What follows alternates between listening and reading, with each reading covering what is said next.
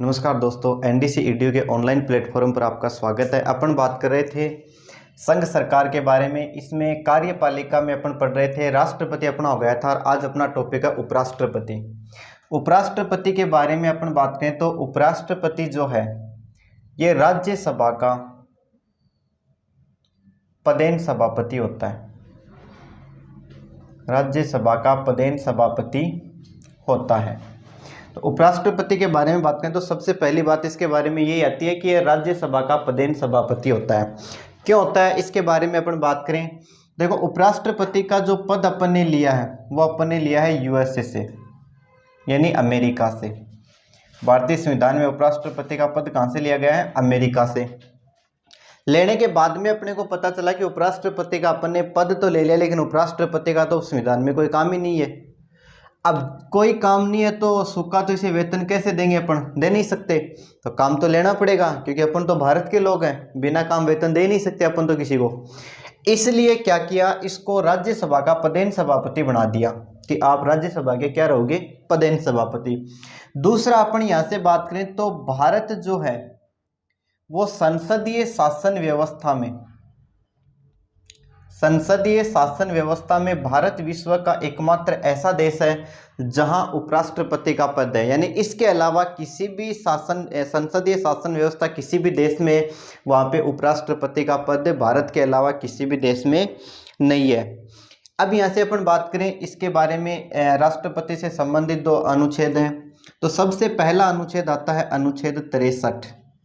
अनुच्छेद 63 में लिखा है भारत के लिए एक उपराष्ट्रपति होगा। भारत के लिए एक उपराष्ट्रपति होगा। यानी उपराष्ट्रपति के पद का जो प्रावधान है वो कौन से अनुच्छेद में किया गया? अनुच्छेद 63 में किया गया। आपसे पूछ लिया जाए कि भारत के लिए उपराष्ट्रपति के पद का प्रावधान या उपराष्ट्रपति का जो पद है वो किस अनुच्छेद में निर्मित किया गया, तो वो कौन से अनुच्छेद में निर्मित किया गया? अनुच्छेद 63 में। इसके बाद में अपन बात करें अनुच्छेद 64। अनुच्छेद 64 में लिखा है कि उपराष्ट्रपति राज्यसभा के पदेन सभापति के रूप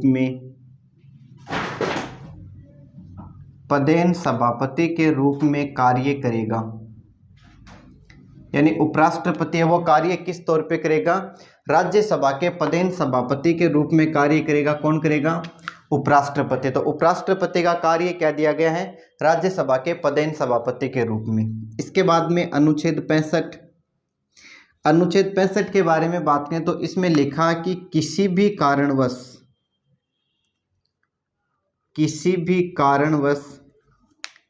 राष्ट्रपति का पद खाली हो तो भारत का उपराष्ट्रपति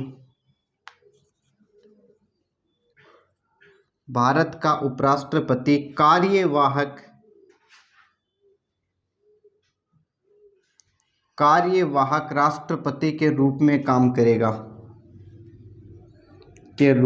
कार्य करेगा। अगर किसी भी कारण से राष्ट्रपति का पद खाली हो, किसी भी कारण से राष्ट्रपति का पद क्या हो? खाली। मान लीजिए हो सकता है राष्ट्रपति की असामयिक मृत्यु हो गई या कार्यकाल से पहले राष्ट्रपति ने अपना त्यागपत्र दे दिया हो, तो ऐसी स्थिति में अगर राष्ट्रपति का पद खाली है तो कार्यवाहक राष्ट्रपति के रूप में कार्य कौन करेगा? उपराष्ट्रपति। अब बात करते हैं कि आज तक भारत में ऐसी स्थिति कितनी बार हुई है कि उपराष्ट्रपति ने कार्यवाहक राष्ट्रपति के रूप में कार्य किया है।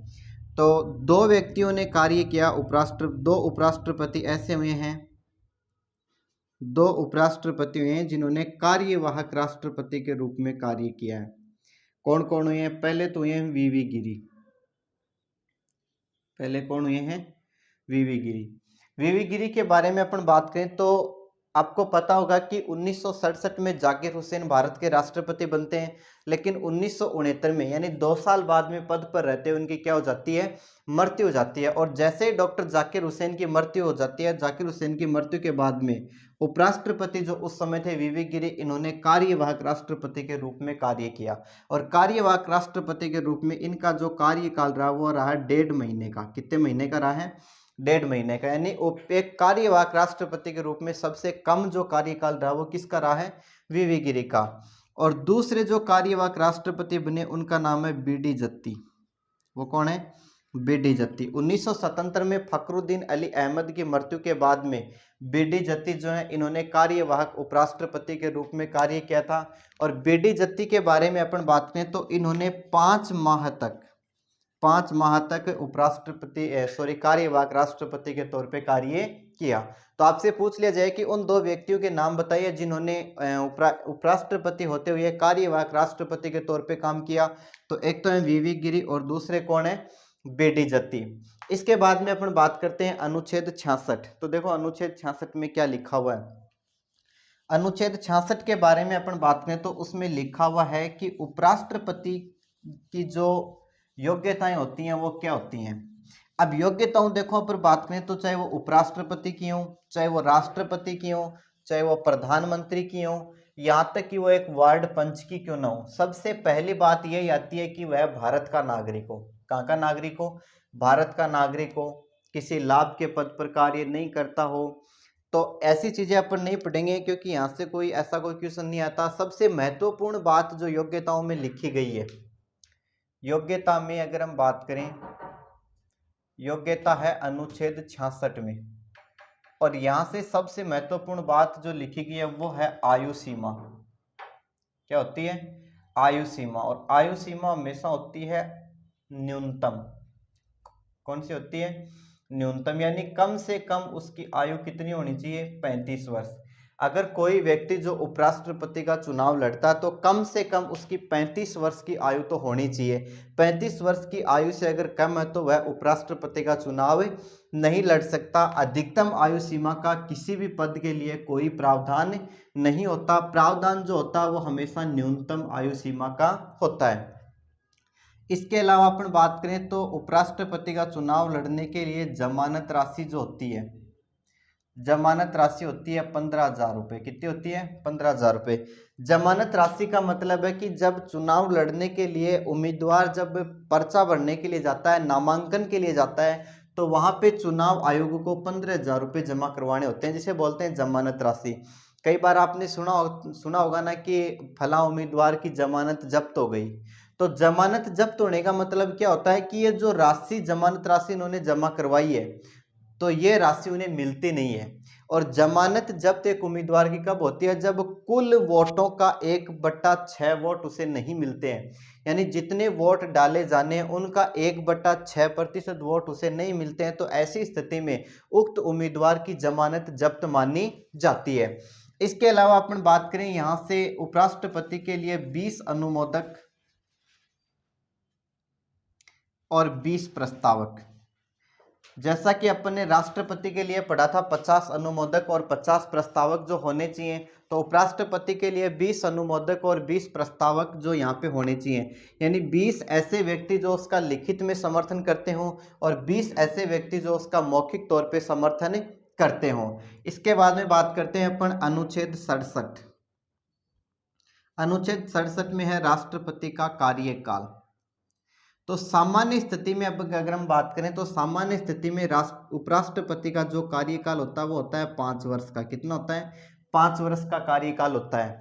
अब देखो यहाँ पे कंफ्यूजन करने वाला प्रश्न कई बार आता है, क्योंकि अपन ने पढ़ा कि उपराष्ट्रपति जो होता है वो राज्यसभा का पदेन सभापति होता है। राज्यसभा का क्या होता है? सभापति। अब ऐसी स्थिति में क्या होता है, कई बार सीधा प्रश्न आता है कि राज्यसभा के सदस्य का कार्यकाल कितना होता है। तो राज्यसभा के सदस्य का कार्यकाल तो 6 वर्ष होता है, लेकिन राज्यसभा के सभापति का कार्यकाल कितना होता है?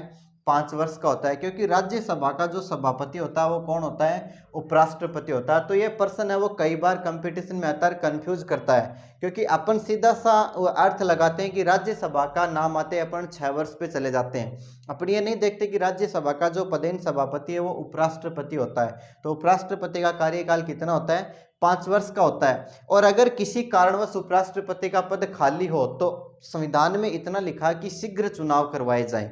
अब ये नहीं लिखा कि शीघ्र का मतलब कितने महीने में करवाए जाएं, जैसे राष्ट्रपति के लिए साफ साफ लिखा गया है कि अगर किसी भी कारणवश राष्ट्रपति का पद खाली हो तो अधिकतम 6 महीने की अवधि आप ले सकते हैं चुनाव करवाने में।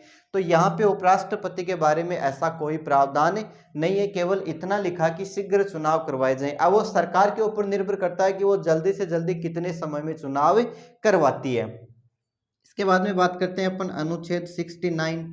अनुच्छेद 69 में है राष्ट्रपति की शपथ, उपराष्ट्रपति की शपथ। अब उपराष्ट्रपति को शपथ कौन दिलवाएगा, उपराष्ट्रपति को शपथ दिलवाएगा भारत का राष्ट्रपति। कौन दिलवाएगा, राष्ट्रपति। तो आपसे पूछ लिया जाए कि भारत के उपराष्ट्रपति को शपथ किसके द्वारा दिलवाई जाती है, शपथ जो दिलवाई जाती है वो राष्ट्रपति के द्वारा दिलवाई जाती है। तो ये थे उपराष्ट्रपति से संबंधित अनुच्छेद। अब अपन बात करेंगे कि भारत के प्रथम उपराष्ट्रपति कौन थे। तो भारत के प्रथम उपराष्ट्रपति जो थे वो थे डॉक्टर सर्वपल्ली राधाकृष्णन। प्रथम